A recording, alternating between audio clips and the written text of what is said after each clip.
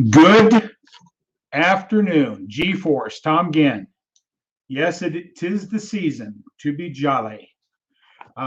This is my favorite time of the year for a lot of reasons. So I'm grateful for my faith and celebrating my Savior birth, Jesus Christ. So I just want to put that out there first thing today. So I am grateful for the blessings that I've been bestowed. And so today is Christmas week. Christmas week. But before I get into what I'll be talking about today in the area of backing into this book again, pushing up people. Last week was really another one of those crazy weeks. The previous 3 weeks of December was dealing with a death of a dear colleague and friend and mentor, and so there was a lot of distraction going on. Then last week we had a major cable sever here in our community, and we had no internet and TV, or those that have TV. So it was really a disruptive week trying to catch up. So I would apologize here that I wasn't on live doing a G-Force, but I'm back today. And before I forget, I want to make sure that you're turning on your notifications for tonight, because we have an announcement. Dr. Amy Novotny is coming on Elevate Your Profits, and I highly recommend that you turn on your notifications. She's going to talk about her story about health and eliminating pain, anxiety, and stress with a technique she teaches. But also, she's a fabulous photographer. She could do that as a business by itself. So turn on your notifications today for Elevate Your Profits, 6 p.m. Eastern Time. We'll be going live, Mark Gasser and I, in Elevate Your Profits. But today, gratitude pushes up people. In this book, this is one of my first mentors in life, an icon in American business.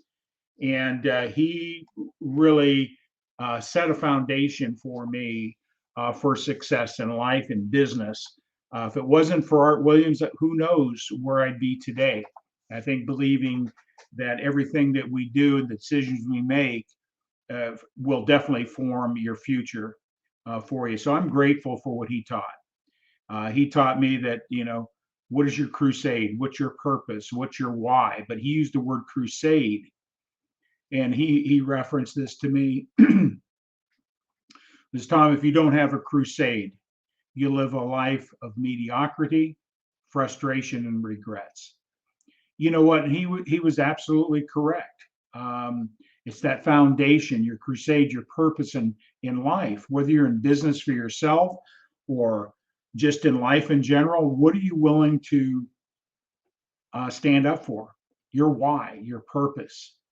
And so he was a straight shooter with me, football coach, sort of, high energy, in your face type of guy, not in a negative way, but in a motivational way that you could not help but being jacked up and get out on the field and perform at your highest level.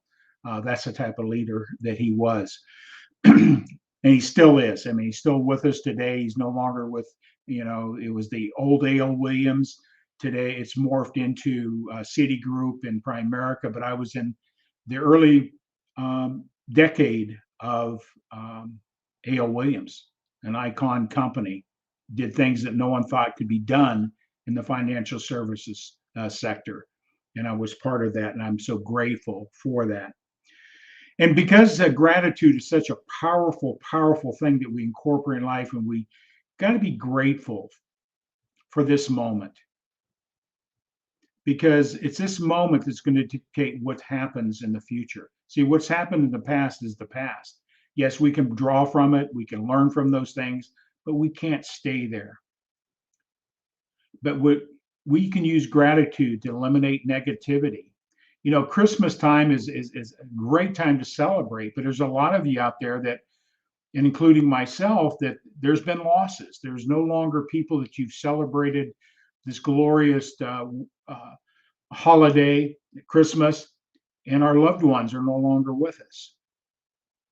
But you go to gratitude and you hold that space and remember all the great memories and not focusing on the loss. Gratitude gets you through negativity, helps you through loss. It's gratitude is the mortar between the bricks of life. And when we apply it in every aspect of our business, things change. Gratitude's an attitude. What is your attitude? I love what Glenn Bill teaches in his book, The ABCs of Gratitude, or of attitude. And one of them is gratitude. It's a behavior, it's a belief system that you operate from. And I use that as my foundation. When I wake up in the morning, I am so grateful that I have another day. Another day. And it's my purpose to go out and share what I do and help people any way I can. And all my businesses have that foundation. It's improving people's lives. So I'm so grateful for all those that are here today that take and tag and share, turn on your notifications, make any comments. Maybe we can start with what are you grateful for today? What are you grateful for about the Christmas holiday? Make a comment, share that out, let people know. Where are you from? Where are you calling in from or watching from? Just type that in the chat. That'd be great. I'm in the mood. I'm in the spirit. I've got my Christmas lights on. I'm a little corny today. I'm childlike because I believe that's the way we should be in life. Many times we're taking everything way too serious in our businesses and our lives. Have some fun. Enjoy this moment. Put on your lights and don't take life so seriously.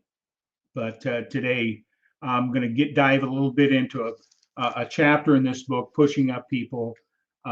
It's so important, not just in business, but being grateful. Art Williams was one of the most gracious, grateful people I've ever met. He gave beyond what most people's expectations would be. And I'm grateful for that.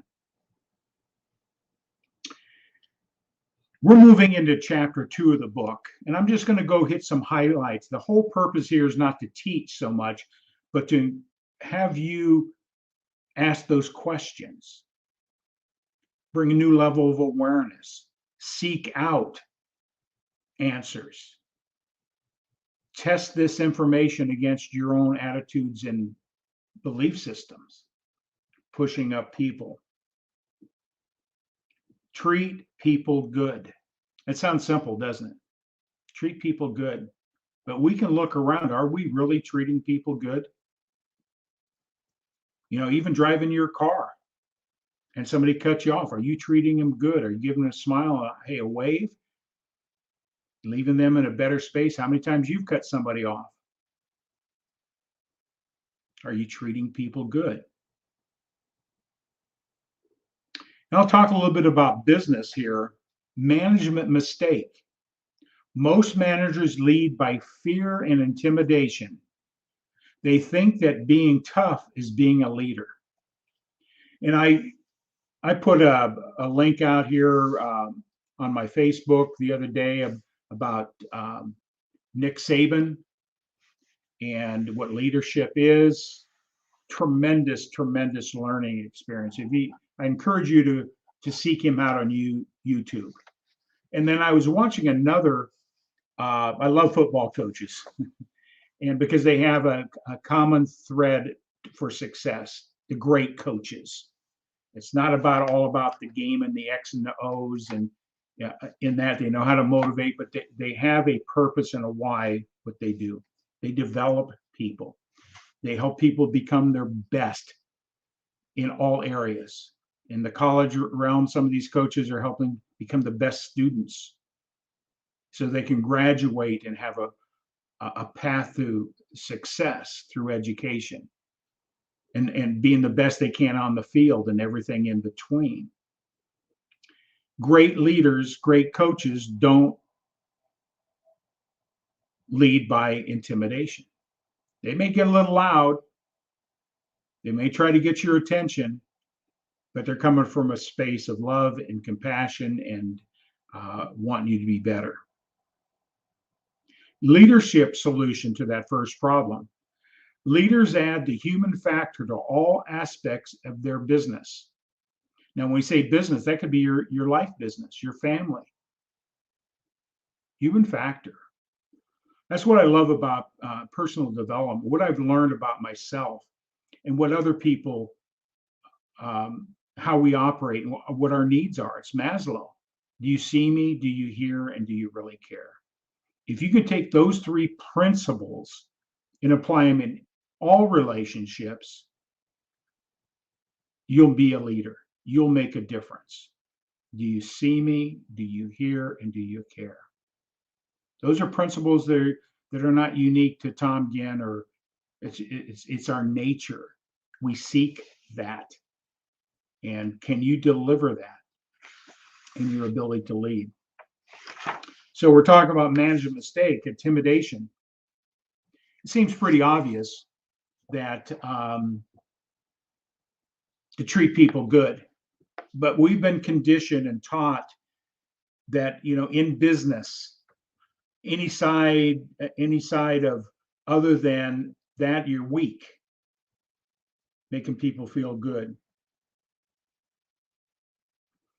You want to treat people the way that you want to be treated. Very simple thing to do. How do you want to be treated?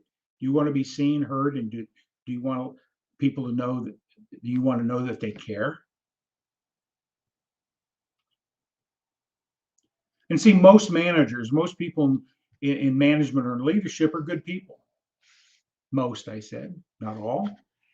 And so we could probably identify those individuals that have a character that is not conducive to that realm of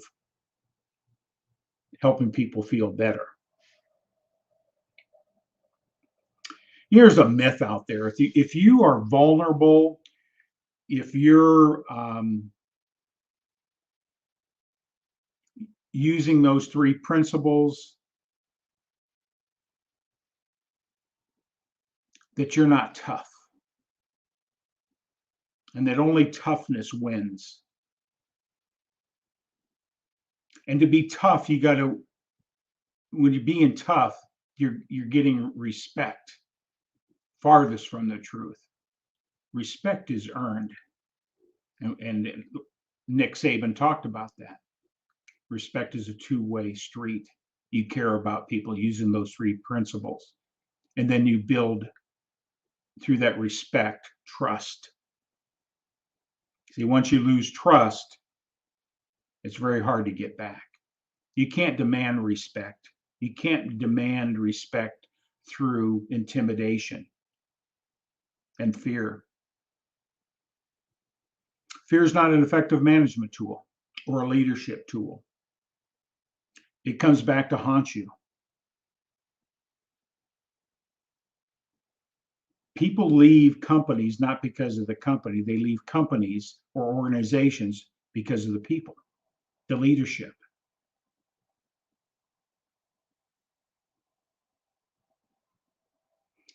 And like Nick Saban said, is that how do you motivate people to do more, to be the best they can? Is yes, if a customer, if a person is not performing, you need to bring it to their attention. And how do you get them to change behaviors?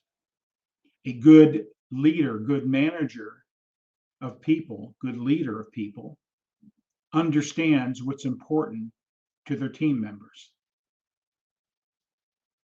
They know what their dreams and aspirations are. And then they could use that back with them and say, listen, the reason you're here and the reasons that you want to perform are to accomplish your dreams, your goals, your aspirations. And then they take self ownership of their shortfalls or their lack of production or their what you're asking them to do is that you hold people accountable to their own ownership of what they want. And that could be in the organization, what they want in life, all those elements. Nick Saban, he painted that picture quite clear. Same with Lou Holtz. I just watched one of his speeches. Same common thread through it, just a different delivery of the same principles. Believing in people, letting them know you care, having boundaries, holding their vision, their goals in front of them. That's the carrot.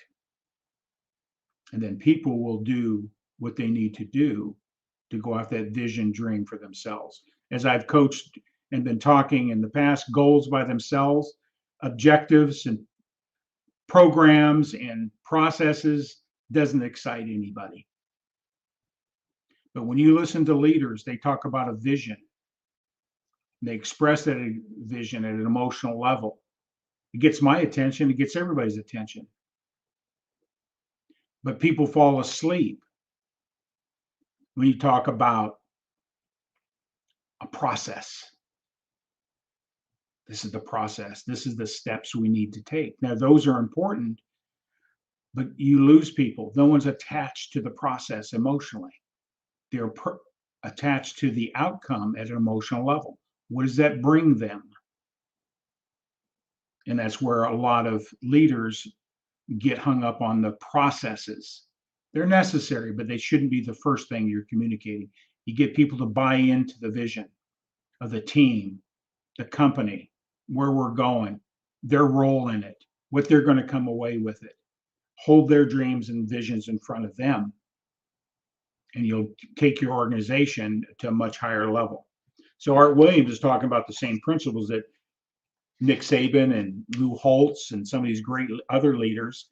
If you want to find out what leaders are, study other successful leaders, and you'll see the common denominator for success.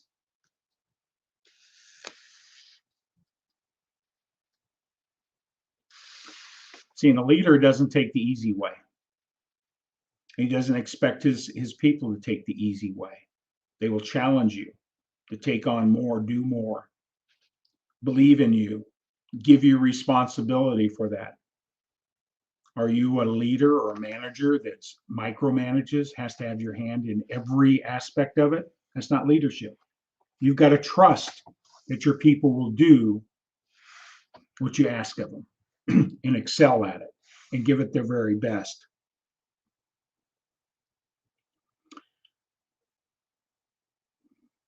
Treat people with respect.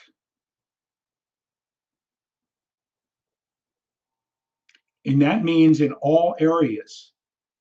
They could be of a different faith. You got to respect that. Doesn't mean they have to agree with you. You respect their position. You respect their political beliefs. You respect it. Doesn't mean you agree with it. And they, in turn, will give you respect for your points of view. It's a two-way street. Respect.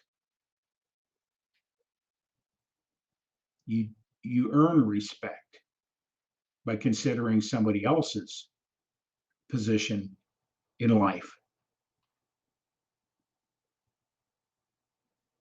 See, in leadership, we are molding people. Just like a parent is molding their children to be the best they can and all that, a parent is a leader, or they can be a dictator. But guess what happens?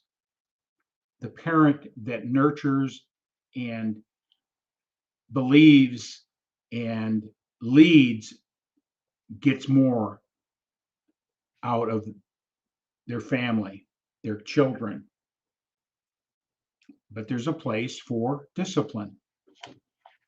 And it's how you administer discipline. Is it by fear and intimidation, or holding values up, purposes, and whys to change behavior? What are the outcomes? What are the consequences of XYZ behavior? They communicate, they don't threaten. And Art Williams says there's no place for prejudice in an organization. No place. We're all equal. We're all equal.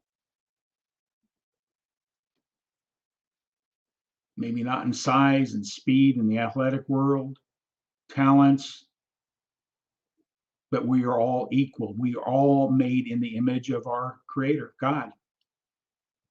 There's no room. There's no room for isolating people, one person against the other, or anything else that we see out there. I remember Art Williams was talking about this, is that maybe we should do seminars around specific ethnic groups because they have different challenges. They have different needs. They don't. They're just like you and I. We got to respect their differences. We got to respect their cultures. We got to respect everything because everybody's needs are the same. And we understand Maslow. It's not about sex, not about race, it's not about religion. We're all created equal. And if you bring that to the table as a leader, watch what happens. And it's easy to draw distinctions. Your position is your position. Doesn't mean it's the right position. It's right for you. You don't have a right to put your beliefs on other people in those areas. You don't have a right. That creates respect. You don't have to agree with it. Then you get a two-way street. And consider the impact that you have on people.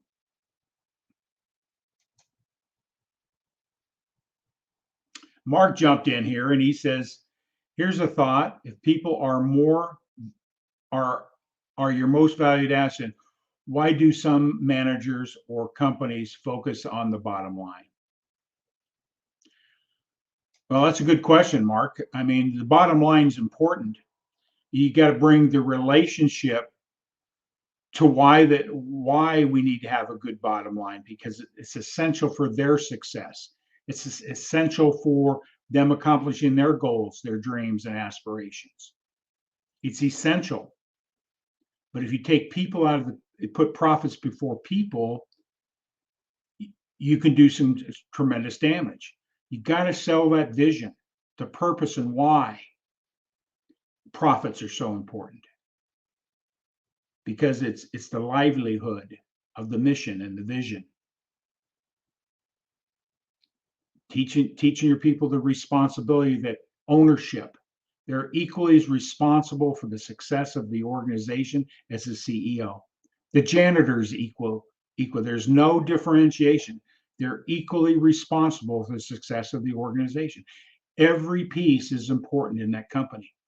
And if you look down at your people because, oh, he's a janitor, or he or she is in the mail room, he or she is just an assembly line person, and you don't look at them with the same respect that you want to be looked at, you're destined to fail. Every person's important. It's important to understand the vision and mission of a company. Good question, Mark. But if you're not communicating that people first, tying it into the vision, mission, and purpose of profits, you're destined to crash and burn. And when you look at great organizations, people first. You take care of your people will take care of your customers, and your people will make sure your bottom line works. When you talk to great leaders, they know that. They demonstrate it. And people don't quit companies. People don't quit companies. They quit People. They quit leaders. They quit the manager. They quit the culture. You could pay them twice as much money. They're not going to stick around. There's more to money in success in business. We're talking business here, but in life.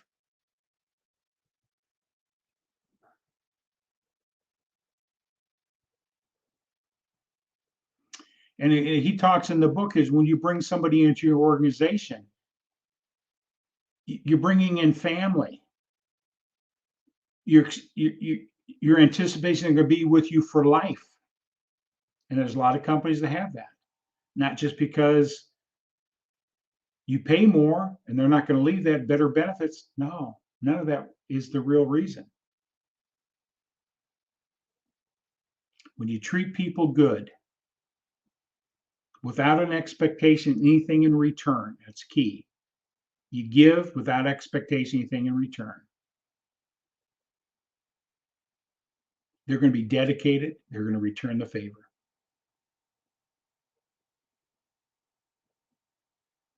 And they'll be committed to you, your purpose, your organization, more than you can anticipate or fathom. And Art Williams' whole book about our life lessons, not just business, pushing up people. I encourage you to get this book.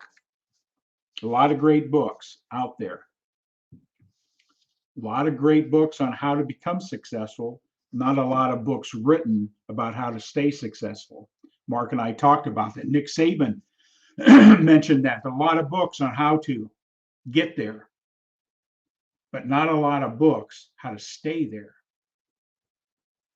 This is one of them. It's people principles. After you get them there, how do you gotta, it's all about people. That's how you maintain your success. Whether you're a solopreneur, an entrepreneur, how you treating your customers, your prospects, and all those things are going to determine your success. Pushing up people. Pushing up people. So I just thought I would share again this principle. We'll get into next week. We got Christmas coming up. Christmas Eve is on Friday. Wednesday, I'm just going to do a replay of one of my past interviews. So, just turn on notifications, share it out. I'm so grateful for today. I'm so grateful for those that have jumped in and jumped out. I'm grateful for Mark Gassert. I'm grateful for Ken Walls, who led me through Mark, has led me to live streaming. It's changed my life. It's changed my business. I've been successful in my business and taken it to a different level. I'm grateful for all that. I'm grateful for Christmas, for the symbolism of what it really means.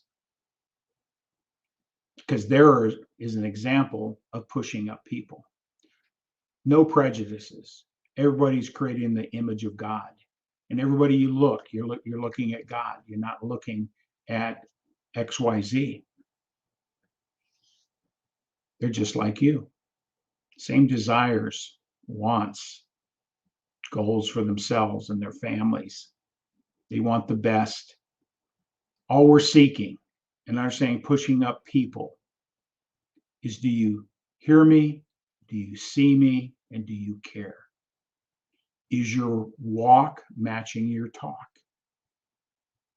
It's the little things of pushing up people. So, in closing, join us tonight. This is going to be our guest, Dr. Amy Novotny. If you've got pain, anxiety, stress, she's going to teach you a modality she does in her practice to eliminate that. Because if we can't move out of pain, anxiety, and stress, we become sicker. You need to be there tonight. Learn a very simple practice that she's going to share. And we're also going to share this talent right here. She's a marvelous photographer. Marvelous. I come from a background of photography, had my own photography company, where I did youth sports photography and portrait photography and dance and nature and all that. She is stellar. She is stellar. So we're going to have some fun with that tonight, introducing her. So with that all said, everybody have a Merry Christmas. Wishing you a happy, blessed, healthy, prosperous new year. And it will all start with gratitude. Be grateful. And I want to close with this. And ponder this question. Nick Saban said this. He asked a question, and he poses this to his players and his team. How do you pray? Are you praying to be blessed? Are you praying for things? Are you praying for things that you want? Or are you praying to be a blessing? How do you pray? When I heard that, I contemplated for the last week or so, because I pray daily. And I was evaluating, am I praying to be a blessing or praying to be blessed and give nothing in return? It's a pretty deep question. So in this holiday season, ask yourself that question. How am I praying? With that all said, thank you very much. You're a blessing in my life. I hope I'm a blessing for you. I'll continue to be the best I can in that area. Everybody have a Merry Christmas and Happy New Year. God bless.